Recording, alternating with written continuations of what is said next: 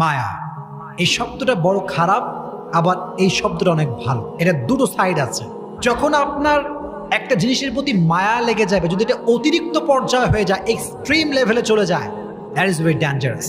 কারণ মায়াটা মানুষকে তিলে তিলে তিলে শেষ করে দেয় মানুষের জীবনটাকে। তবে মায়ার অনেকগুলো ক্যাটাগরি আছে। এক একজনের মায়া এক এক জিনিসের প্রতি। কারো মায়া টাকার প্রতি, কারো মায়া বাড়ির প্রতি, কারো মায়া বইয়ের প্রতি, আবার অনেক যুবকের মায়া হচ্ছে গার্লফ্রেন্ডের প্রতি। অনেক যুবক আমার মেসেজ দেয় যে হুজুর, হুজুর কি যে কষ্ট জীবনে, একজন মেয়েরে ভালোবাসছিলাম হুজুর, হাতে আমারে বাদ দিয়ে আরেকজন বিয়ে করে ফেলছে, জীবনে কষ্টের শেষ নাই। তো ওই যে মায়াটা লেগে যায়, ওই মায়াটা ওভারকাম করতে পারে না।